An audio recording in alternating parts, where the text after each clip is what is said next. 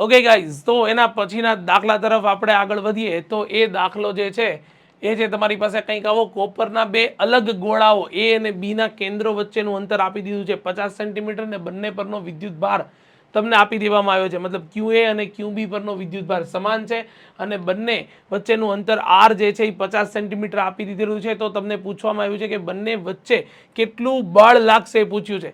અને બીજું તમને બહુ વ્યવસ્થિત અને સમજી શકાય તો તમને એવું આપી દેવામાં આવ્યું છે કે બંને વચ્ચેના અંતરની સરખામણીમાં તેમની ત્રિજ્યાઓ કેવી છે તો કે અવગણી શકાય તેવી છે. અને જો અવગણી શકાય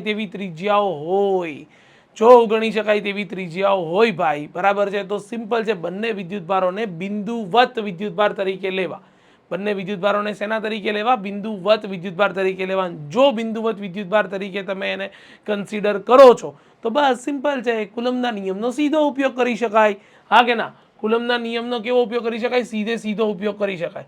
તો ભાઈ બહુ સિમ્પલ વસ્તુ છે. કુલમના નિયમ માટે સીધું સિમ્પલ ઇક્વેશન લગાડીશ. F ઇઝ ઇક્વલ ટુ, બરાબર, તમને અહીંયા K QA QB એટલે અહીંયા Q ના છેદમાં શું લખીશ તો કે R નો સ્ક્વેર.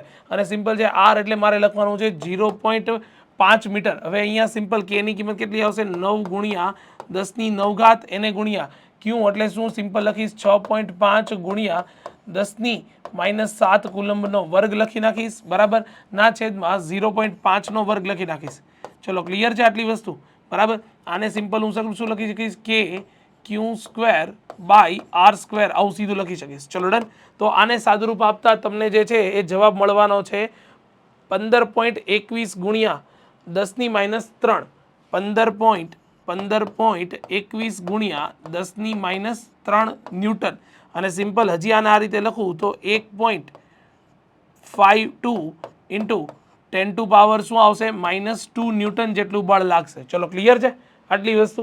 તો આટલું પહેલા અપાકર્ષી બળ લાગશે તો તમારો સૌથી પહેલો ક્વેશ્ચન જે છે ને એ સોલ્વ થઈ જાય છે અહીંયા. ક્લિયર છે આટલી વસ્તુ? અને ત્યારબાદ તમને એવું કહેવામાં આવ્યું છે કે આ જ બંને ગોળા પરના વિદ્યુતભારને શું કરવામાં? બમણો કરવામાં આવે. એટલે QA ડેશ નવો વિદ્યુતભાર છે એ 2 ટાઈમ્સ ઓફ QA જેટલો બની જાય. અને એવી જ રીતે બીજો વિદ્યુતભાર જે છે એ તમારો 2 ટાઈમ્સ ઓફ QB બની જાય, બરાબર છે. અને અંતર જે છે એ શું કરી દીધું? અડધું કરી દીધું, બરાબર. તો તમને જે છે હવે પૂછ્યું છે કે નવું બળ F ડેશ કેટલું લાગશે? તો ભાઈ નવા બળ F ડેશ માટે હવે ક્યાં એમાં રોકેટ સાયન્સ છે? હવે ક્યાં એમાં રોકેટ સાયન્સ છે? હવે તો સીધું સિમ્પલ છે ને. તમે કરશો અહીંયા કે F dash is equal two શું લખશો તો કે K, પહેલા વિદ્યુતભારને બદલે લખશો 2QA અને બીજાને બદલે લખશો 2 ચલ બીજા વિદ્યુતભારને બદલે તમે શું લખશો તો કે 2QB અને R ડેશ ને બદલે શું લખશો તો કે R/2 નો વર્ગ. ચલ ડન. મને એક વાતનો સમજાય દે, 2 ગુણ્યા 2 એટલે થઈ જશે 4. કે QA અને QB ની કિંમત સમાન છે એટલે Q સ્ક્વેર લખી શકીશ અને આના છેદમાં લખી શકીશ R સ્ક્વેર બાય 4. 4 હજી ઉપર આવી જશે તો F ડેશ જે છે એ થઈ જશે ચોકે 16 કે Q સ્ક્વેર ના છેદમાં શું લખી શકાય તો કે R સ્ક્વેર. હવે મને એક વાતનો સિમ્પલ જવાબ આપી દે કે क्या भाई साहब आपको पहले कहीं देखा हुआ है? તો એ તો છે ને સર, અહીંયા જ છે ને, એ તો તમારું F જ છે ને. તો ભાઈ સિમ્પલ છે કે F ડેશ ની કિંમત જે છે 16 ટાઈમ્સ ઓફ F મળી જશે.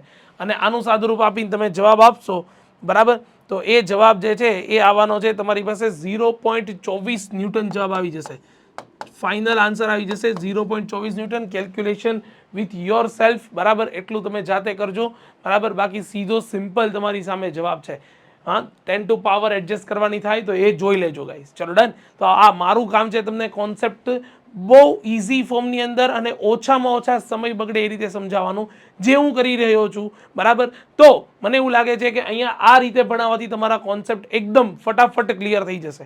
અગેન કહું છું, નોટ ડાઉન કરી લો, બરાબર, જોઈ લો વિડીયો, જે ન સમજાય વારંવાર રિવાઇઝ કરતા રહો. બાકી કશું છે નહીં દાખલાઓની અંદર, એકદમ સહેલા દાખલાઓ છે ગાઈસ, જોઈ લો એક વખત.